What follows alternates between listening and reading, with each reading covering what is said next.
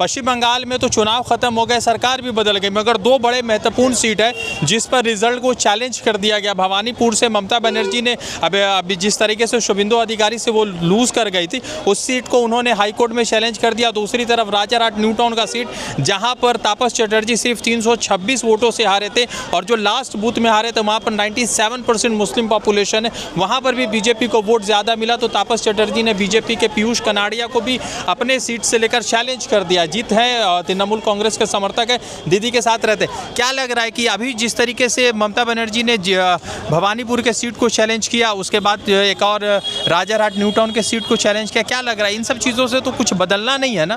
देखिए, हम लोग पहले बोल चुके हैं कि ये जो वोट हुआ है, तृणमूल कांग्रेस हारे नहीं, तृणमूल कांग्रेस को हराया गया है। यह हम लोग बार बार, सिर्फ आपका चैनल नहीं, बहुत सारे चैनल को, नेशनल चैनल को हम लोग यही बाइट दिया है कि तृणमूल कांग्रेस हारे नहीं, हराया गया है। तो इसी बात का चैलेंज ममता बनर्जी ने खुद हाईकोर्ट में जाके किए थे।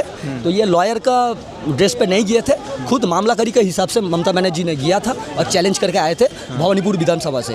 तो ये जो मुद्दा है, तो इसको लेकर राजारहाट न्यू टाउन का जो तापस चटर्जी है वो भी सेम रास्ते पे चल रहा है कि उन्होंने भी चैलेंज किया। उनका कहना यह है कि उनका जो बगल का जो वार्ड है वो मुस्लिम एरिया है, मुस्लिम मेजोरिटी है, ताकि हम लोग का कोई कुछ नहीं। वहाँ से आप सोच सकते हैं 1 या 2 तो वोट मिला है, ये कैसे हो सकता है? ये तो बिल्कुल चोरी हुआ है।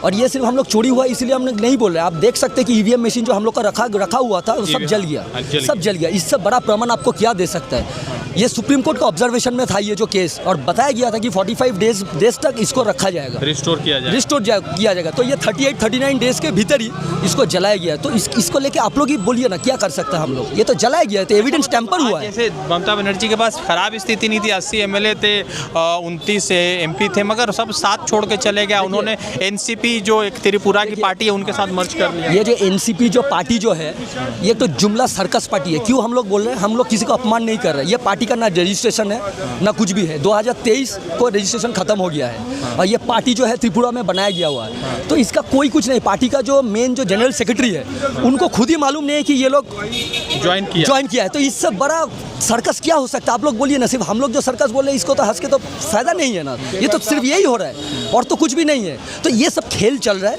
ये लोग बीजेपी का बी टीम है।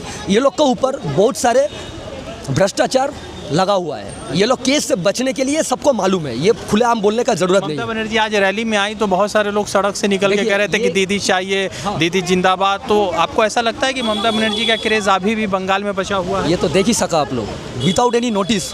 हम लोग जो सोशल मीडिया है हम लोग ट्रांसफर नहीं कर सका, हम लोग इसको फैल नहीं सका कि आज इतना बड़ा सब कुछ है। ये 2-3 तो व्हाट्सएप ग्रुप में ये सब हुआ है।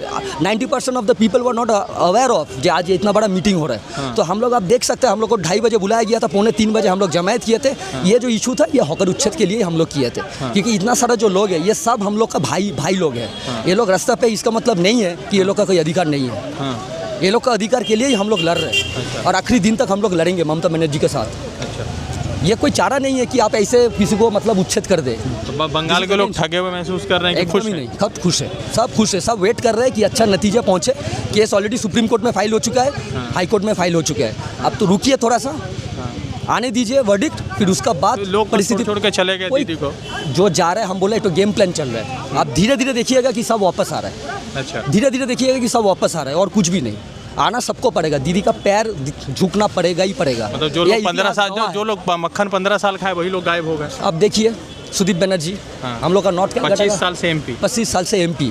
ये जो कर्मी का वोट लेके जो ये गया है, तो ये तो नाइंसाफी वो लोग के लिए हुआ है ना। हम लोग जो इतना खटा है वो लोग के लिए, तो ये तो नाइंसाफी हो रहा है ना उनके लिए। तो इसको तो जवाब देना पड़ेगा। अब देखिए किसी सबको आरोप लगा रहा है कि ये चोरी किया, वो चोरी किया, ये सब आरोप है। ये क्या प्रूव हो गया टीवी में? नहीं। तो टीवी में मीडिया ट्रायल हो रहा है, कोर्ट तो बंद था। कौन सलाह दे रहा है, कौन वर्डिक्ट दे रहा है कि ये चोर है, वो चोर है? किसका अधिकार है? ये जो डीम फेंक रहा है। कल्चर कहाँ से बंगाल में शुरू? ये तो बीजेपी तो स्टार्ट किया है और तो कुछ नहीं कर रहा है, तो बीजेपी कर रहा है। पश्चिम बंगाल में हम लोग हैं, लोगों से बातचीत कर रहे थे, जुड़ रहे थे और उन पर हम लगातार दूसरे तरीके से अलग अलग तरह की प्रतिक्रियाएँ ले रहे थे। रज़ा अंसारी की रिपोर्ट।